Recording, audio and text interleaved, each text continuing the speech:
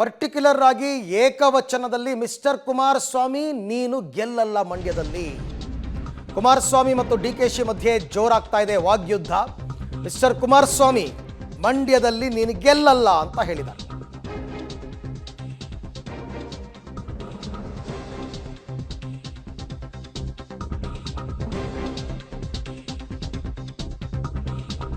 ಬೆಳಗಾವಿಗೆ ಹೋದ್ರು ಡಿಕೆ ಶಿವಕುಮಾರ್ಗೆ ಕುಮಾರಸ್ವಾಮಿ ಅವರೇ ಟಾರ್ಗೆಟ್. ಏಕವಚನದಲ್ಲೇ HDKಯನ್ನ ಕುಟುಕಿದ್ದಾರೆ ಡಿಕೆ ಶಿವಕುಮಾರ್. ಕಳೆದ ಬಾರಿಗೆ ನಿನ್ನನ್ನು ಚರ್ಚೆಗೆ ಕರೆದಿದ್ದೆ, ಆದರೆ ನೀನು ಬರಲಿಲ್ಲ, ಮಂಡ್ಯದಲ್ಲಿ ನೀನು ಗೆಲ್ಲಲ್ಲ ಮಿಸ್ಟರ್ ಕುಮಾರಸ್ವಾಮಿ ಅಂತ ಬೆಳಗಾವಿಯಲ್ಲೂ ಅದನ್ನೇ ಪುನರುಚ್ಚರಿಸಿದ.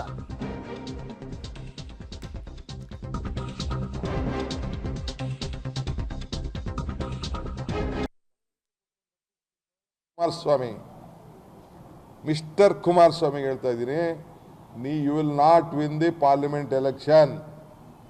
ಎದುರುಕೊಂಡು ನಿನ್ನ ಕ್ಷೇತ್ರ ಬಿಟ್ಬಿಟ್ಟು ಪಕ್ಕದ ತಾಲೂಕು ಪಕ್ಕದ ಜಿಲ್ಲೆಗೆ ಹೋಗಿದ್ಯಾ, ಹೋಗಿ, you have right to go. Let us debate in the assembly. Mister Kumaraswamy ಹೇಳ್ತಾ ಇದ್ದೀನಿ, you will not win the parliament election. ಎದುರುಕೊಂಡು ನಿನ್ನ ಕ್ಷೇತ್ರ ಬಿಟ್ಬಿಟ್ಟು ಪಕ್ಕದ ತಾಲೂಕು ಪಕ್ಕದ ಜಿಲ್ಲೆಗೆ ಹೋಗಿದ್ಯಾ, ಹೋಗಿ, you have right to go. Let us debate in the assembly. Mister Kumaraswamy ಎಲ್ಲವನ್ನು ಕೂಡ ಕೆದಕಿ ಮತ್ತೆ ಇದೊಂಥರ ಮೈಂಡ್ ಗೇಮ್ ಇದು. ಪದೇ ಪದೇ ಪದೇ ಪದೇ ಕುಮಾರಸ್ವಾಮಿ ನೀನು ಗೆಲ್ಲಲ್ಲ ಗೆಲ್ಲಲ್ಲ ಗೆಲ್ಲಲ್ಲ ಅಂತ ಹೇಳಿದ್ರ ಮುಖಾಂತರ ಒಂದು ಜನರ ಮೆಂಟ್ಯಾಲಿಟಿಯನ್ನು ಬಿಲ್ಡ್ ಮಾಡ್ತಕ್ಕಂಥ ಒಂದು ತಂತ್ರಗಾರಿಕೆ, ರಾಜಕೀಯ ತಂತ್ರಗಾರಿಕೆ. ಬಟ್ ಅದು ಎಷ್ಟರ ಮಟ್ಟಿಗೆ ಸಫಲವಾಗುತ್ತೆ ಅಂತಕ್ಕಂಥದ್ದು ನಮಗೆ ರಿಸಲ್ಟ್ ಬಂದ ಮೇಲೆ ಗೊತ್ತಾಗುತ್ತೆ. ಅನಾಗರಿಕ ಕುಮಾರಸ್ವಾಮಿ, ಮಹಿಳಾ ವಿರೋಧಿ ಕುಮಾರಸ್ವಾಮಿ ಅಂತೆಲ್ಲ ಒಂದಷ್ಟೆಲ್ಲ ಮಾತನಾಡಿದ್ದಾರೆ. ಬಟ್ ಅದು ಎಷ್ಟರ ಮಟ್ಟಿಗೆ ಜನರ ಮನಸ್ಸಿಗೆ ಹೋಗುತ್ತೆ, ಮತದಾರರ ಮನಸ್ಸಿಗೆ ಹೋಗುತ್ತೆ, ಮಂಡ್ಯದ ಜನ ಏನದನ್ನು ಯಾವ ರೀತಿ ಆಕ್ಸೆಪ್ಟ್ ಮಾಡ್ತಾರೆ ಅಂತಕ್ಕಂಥದ್ದನ್ನು, ಯಾಕೆಂದರೆ ಆ ಮಂಡ್ಯದಲ್ಲಿ ಅವರು ಸ್ಪರ್ಧೆ ಮಾಡೋದ್ರಿಂದ ಬಹಳ ಮುಖ್ಯವಾಗುತ್ತೆ. ಈ ಬಗ್ಗೆ ಮತ್ತಷ್ಟು ಮಾಹಿತಿ ನನ್ನ ಕೊಲೀಗ್ ದಿಲೀಪ್ ಅವರಿಂದ ಪಡ್ಕೊಳ್ಳೋಣ. ಎಸ್ ದಿಲೀಪ್, ಮೈಸೂರಲ್ಲಾಯಿತು, ಬೆಂಗಳೂರಲ್ಲಾಯಿತು, ಇವಾಗ ಬೆಳಗಾವಿಗೆ ಬಂದರೂ ಡಿಕೆ ಶಿವಕುಮಾರ್ ಅವರು ಕುಮಾರಸ್ವಾಮಿನ ಬಿಡ್ತಾ ಇಲ್ಲ. ಏನೇನು ಮಾತಾಡಿದ್ದಾರೆ?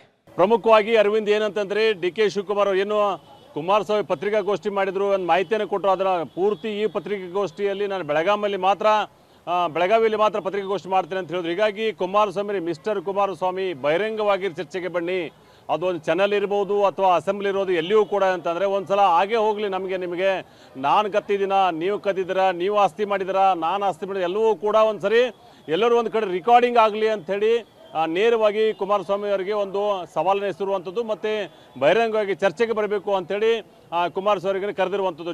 ಜೊತೆಗೆ ಏನಂತಂದರೆ, ಯಾರು ಹೆಣ್ಮಕ್ಳನ್ನ ತೊಂದರೆ ಮಾಡಿದ್ದಾರೆ, ಯಾರು ಹೆಣ್ಮಕ್ಳ ಜೊತೆ ತೊಂದರೆಯಾಗಿ ನೋಡ್ಕೊಂಡಿದ್ದಾರೆ, ಎಲ್ಲವೂ ಕೂಡ ರಾಜ್ಯದ ಜನ ಹೆಣ್ಮಕ್ಳು ನೋಡ್ತಾ ಇದ್ದಾರೆ. ಅದಕ್ಕಾಗಿ ಏನಂತಾರೆ, ಕುಮಾರಸ್ವಾಮಿ ಕ್ಷಮೆ ಯಾಚನೆ ಮಾಡಿದ್ರಾಗಲ್ಲ, ವಿಷಾದ ಯೋಚನೆ ಮಾಡೋದಾಗಲ್ಲ. ಇದೆಲ್ಲವೂ ಕೂಡ ಅಂದರೆ ಪ್ರತಿಯೊಂದು ಹೆಣ್ಮಕ್ಳಿಗೆ ಆದಂಥ ಗಾಯ. ಹೀಗಾಗಿ ಬೆಳಗಾವಿ ಜಿಲ್ಲೆ ಅಷ್ಟೇ ಅಲ್ಲ, ಕರ್ನಾಟಕ ರಾಜ್ಯದ ತುಂಬ ಏನಂತಾರೆ ಪ್ರತಿಭಟನೆಯನ್ನು ಮಾಡಬೇಕು ಅಂತ ಈ ಮುಖಾಂತರ ಕರೆ ಕೊಡ್ತಾ ಇದ್ದೇನೆ ಅಂತ ಕೂಡ ಅಂತ ಹೇಳಿರುವಂಥದ್ದು. ಅರವಿಂದ್, ಜೊತೆಗೆ ಕುಮಾರಸ್ವಾಮಿ ಹೇಳಿದಂತೆ ಎಲ್ಲ ಆರೋಪಗಳನ್ನು ತಳ್ಳಿ ಹಾಕಿದ್ದಾರೆ. ಮತ್ತು ಬಂಡೆಯನ್ನು ವಿದೇಶಕ್ಕೆ ಮಾರಿದ್ರು ಅಂತ ವಿಚಾರ ಪ್ರಶ್ನೆ ಕೇಳಿದಾಗ, ಯಾರು ವಿದೇಶಕ್ಕೆ ಬಂಡೆಯನ್ನು ಮಾರಿದ್ದಾರೆ, ಇವರ ತಂದೆ ತಾಯಿ ಆಸ್ತಿ ಏನು, ಇವರ ಅಣ್ಣನ ಆಸ್ತಿ ಏನು, ಇವರ ಅಕ್ಕನ ಆಸ್ತಿ ಏನು, ಎಲ್ಲವನ್ನೂ ಕೂಡ ಒಂದ್ಸರಿ ಬಹಿರಂಗವಾಗಿ ಚರ್ಚೆ ಆಗಿಬಿಡಲಿ ನನಗೆ ಅವ್ರಿಗೆ ಅಂತ ಹೇಳಿರುವಂಥದ್ದು ಅರವಿಂದ್.